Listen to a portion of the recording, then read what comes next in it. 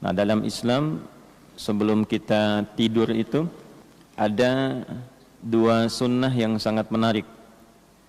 Sunnah pertama adalah sunnah muhasabah, sunnah mengevaluasi diri sebelum kita tidur. Nah, karena itu diajarkan sebelumnya kita beristighfar pada Allah Subhanahu wa taala. Nabi bahkan contohkan sallallahu alaihi wasallam 70 sampai 100 kali itu beristighfar. Nah, bilangan ini sebetulnya bilangan untuk melatih ketersambungan hati dengan lisan. Sama dengan zikir kita ba'da salat itu. Ya, subhanallah, alhamdulillah, Allahu akbar, kan 33 kali itu.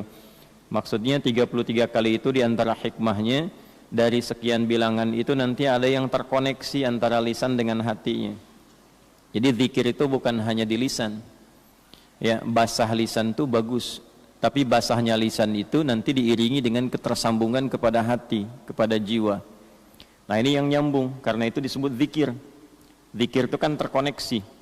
Ingat itu tersambung. Itu yang dimaksud Quran surah ke-4 An-Nisa di ayat 103. Fa idza qadaytumus salata fadhkurullaha qiyaman wa qu'udan wa 'ala junubikum. Maka jika Anda telah tuntas mengerjakan salat, segeralah berzikir untuk mengoneksikan Anda dengan Allah. Karena itu ibadahnya disebut salat.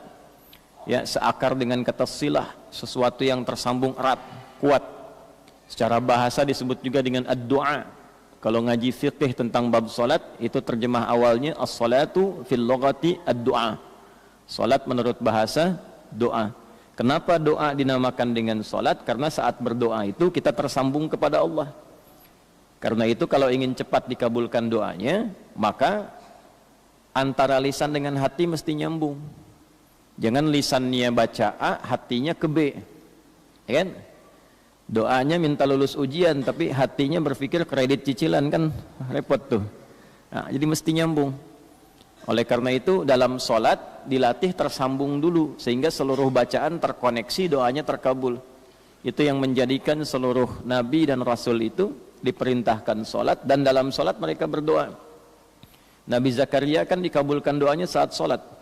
Hunalika da'a Zakaria rabbah qala rabbi habli min ladunka dzurriyyatan thayyibah innaka sami'ud du'a fanadathul malaikatu wa huwa qa'imun yusalli fil mihrab anna Allah yubashshiruka bi Yahya. Quran surah ketiga Ali Imran ayat 38 sampai 39. Ya, Nabi Musa itu saat menerima awal wahyu diperintahkan mengadu pada Allahnya lewat salat.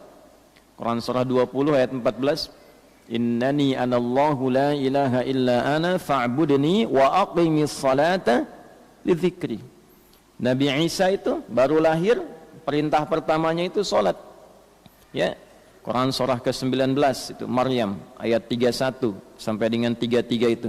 Wa ja'alani mubarakan aina ma kuntu wa awsani bis shalah.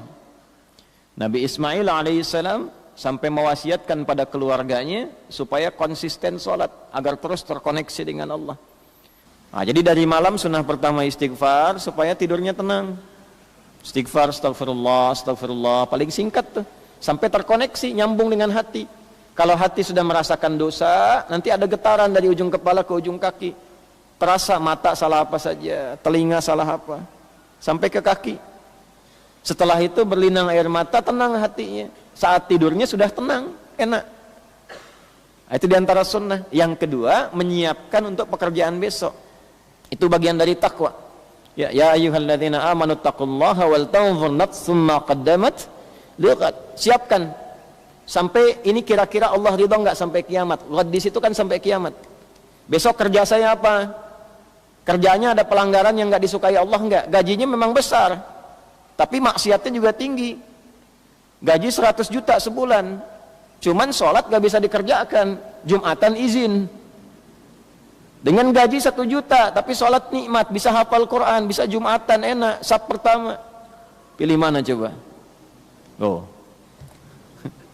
ya kan? Nah, itu persoalannya tuh. Rukun iman kan 6, 1 sampai 5 lulus, yang ke-6-nya bermasalah. Ya, padahal kan rezeki itu bagian dari qada dan qadar. Walladzi qaddara fahada, udah dihitung oleh Allah tuh jelas, presisi. Ya, sempurna, si fulan sekian sampai meninggal sekian, tinggal ikhtiar keluar. Kok bisa ditukar dengan Jumat? Ditukar dengan sholat. Nah, makanya dari malam tuh disiapkan, zikir dulu, disiapkan, dikuatkan. Besok setelah siap rencana, datang dalam subuh, sholat, mintalah taufik dari Allah supaya diberkahi pekerjaannya. Dalam sujud minta dimudahkan, dilindungi, diberkahi. Itu maksudnya awal kita menunaikan sholat subuh. Nah, dilakukan nggak? Apa cuma datang, sholat sunnah, sholat 2 rakaat, setelah itu pulang? Pahala dapat, insya Allah sesuai dengan keikhlasan. Rukun selesai, kewajiban hilang. Tapi berkah dunianya ada nggak? Kan Nabi selalu mendoakan tuh, Allahumma barik fi ummati fi bukuriha. Ya Allah berkahi umatku dalam setiap awal aktivitasnya. Nah, ikhtiar menjemput keberkahan itu salah satunya menyiapkan agenda itu dan memohon kepada Allah taufik untuk memudahkannya. Jadi besok-besok kalau subuhan lagi, kalau masih hidup besok, kita tidak tahu kapan pulang. Ya. Besok kalau subuhan lagi, malam istighfar, siapkan agenda nih. Ya Allah besok, tulis satu-satu. Saya kuliah nanti jam berapa, atau kuliahnya apa, malam dibaca disiapkan, agenda seperti apa, besok saya kerja bagaimana, apa yang akan saya kerjakan. Setelah kemudian selesai, bangun subuh-subuh, ingat agenda itu, dalam sholat kita bertakbir biasa sampai selesai, sujud minta kemudahan, selesai sholat berdoa yang kita lafadzkan. Kalau dalam sujud kan gak kita lafadzkan, dalam hati kita hadirkan. Ba'da sholat kita minta. Nah, maksudnya begitu. Kalau tiap hari dilakukan begitu, silahkan lihat perbedaannya. Nah, ini diantara ilmu yang harus kita banyak viralkan dan kita perdalam kembali. Ya, apa kaitan subuh ke zuhur? Kenapa namanya zuhur? Padahal kan siang itu bahasa Arabnya nahar. Kenapa bukan sholat nahar?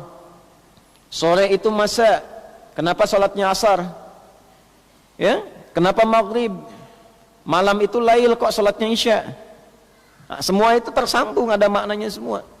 Nah, karena itu nanti satu waktu kita ngajinya agak sedikit lebih dalam. Kemudian kitab-kitabnya bisa ditunjukkan sehingga koneksi kita juga ada kekayaan dalam referensi dan menambah wawasan insyaallah.